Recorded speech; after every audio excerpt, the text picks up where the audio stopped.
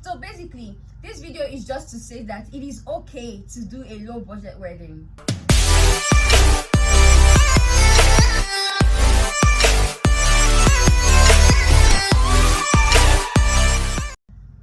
Hello guys, you're welcome to my channel. My name is Nazor and this is Purposity. If you're new here, you're welcome. You're welcome to this family. We're glad to have you. It's always a joy to have you join us, so you're welcome.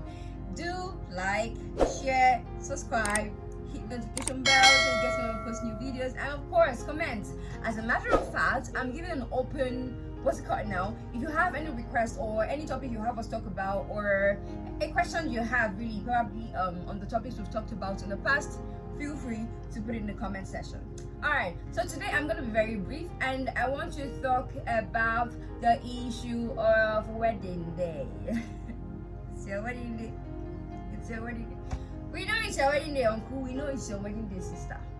But I want to talk about, I want to focus on the expenses that happened in that day.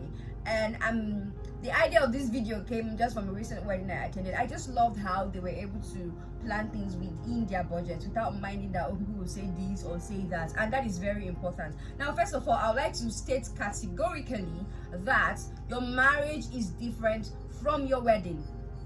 Your wedding is just a day or a couple of days. For those of them that do it in 3 days, it's time lived, like it's short lived rather. So you might do Friday, Saturday, Sunday, maybe you do your engagement on Friday, you did your traditional on Saturday, and then your white wedding, whichever way you want to have it arranged.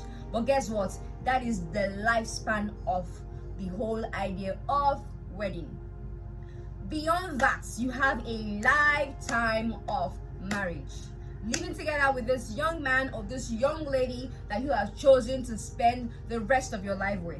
Now, we don't want you to finish your glam wedding and run into a lot of debts and spend the rest of your life paying for debts that you spent on a one-day occasion, or having to do this big wedding and spend a lot, and then you're struggling in your home. And trust me, finances is one of the major causes of marital dispute. So you don't want to do that. You don't want to spend a lot of money, borrow money to do your wedding, and then when you're done, you and your wife or you and your husband, you and your partner, you're going through financial crisis that will definitely lead to issues in the home. You need to spend within your budget. I remember having heard a particular pastor, he said something. He said, people don't have money, no problem, just fix the wedding on a Thursday when people are at work. Come and give us zobo and moi moi, we will eat. The most important thing is that you've been blessed by your parents and you've been blessed before the presence of God, and both of you are a married couple, honey. You just go ahead and have your honeymoon and then you're married. Yeah? So basically, this video is just to say that it is okay to do a low budget wedding. And let me also place a disclaimer out there. I'm not saying that if it's your dream to have a glam wedding and you have the means to do it, you shouldn't. No, of course. If you have the money to do it and you want to do it, why not? Go ahead with it already. If you have parents that want to make it big and you as the you as the couple, you don't have the money and your parents are willing to sponsor it, why not? Although me, I will say, babe, they should give me that money.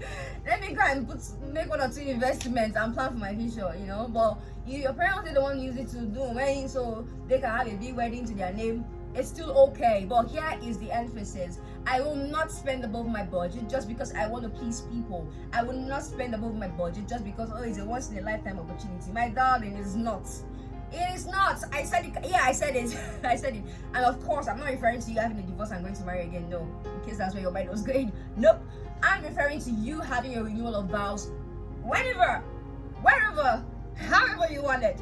Trust me, girl, you can always do your renewal of vows. So both of you had gotten married when you guys really had little or nothing. Probably you guys were just catching up life. Because now this is another reason why, courtship or dating period, as people might want to call it, but I usually prefer to use the word courtship because that's a Christian term. So people now date for long periods. Some people dating for 10 years. I'm like, I don't understand. Now some of them still lead into marriage, and that's good, but most of them, which we know, research has shown, does not end up leading to marriage because long courtship has a way of wearing you. That's the truth. It has a way of wearing you. So if money is the reason why you guys have to court for years or more, you can start small. So trust me, if probably at the point where you guys got married, you had little or nothing and you just use one small thing, in 10 years time you can choose to do a glam, a city shaking, community threatening, nation wrecking renewal of vows. You can decide to call the president. You can decide to even call Obama of USA, the former president. You can decide to do whatever you want to do. Just get to know that. Let that mentality of ways once in a lifetime is never going to come again. Let it go out of your head, so you don't just go ahead and borrow and do inappropriate things just because you want to have a glam wedding. Yeah,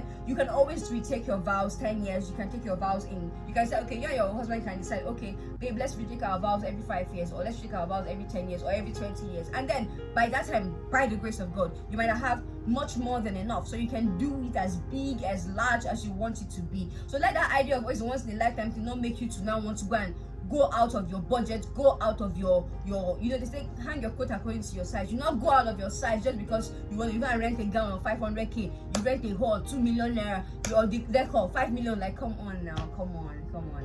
Yeah. In fact, I was in a calculation with my friend, funny enough, just yesterday, and we realized that, see, if you cut in a Lagos, for example, those of you that know Lagos and how expensive things can be here, you can still use a 500k to marry and you have married. In fact, if you want to go lower, if you really want to go lower, you can even use a 200k. Well, if you need consultation on how to use 200k to get married, you can contact me on any of my handles there. I have a very small fee, but yeah, I'm saying that you can work with your budget and you can actually make it beautiful.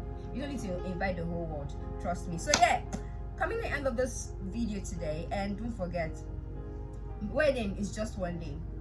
What matters more is your marriage. The problem is, or the mistake is, a lot of us actually spend a lot of time. Now this is so sober right here, and that's why a lot of people spend a lot of money and they plan amazing weddings and they never take time to invest in their marriage.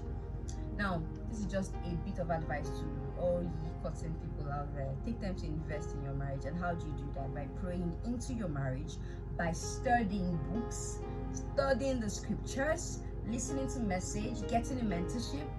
You don't just wake up and become a doctor. You go through school, you go through tutoring, you go to different levels of training. And trust me, marriage is the same way. If you want a marriage that works, if you want a marriage that will last, trust me, you need training, you need tutoring, you need to read, and you need to learn.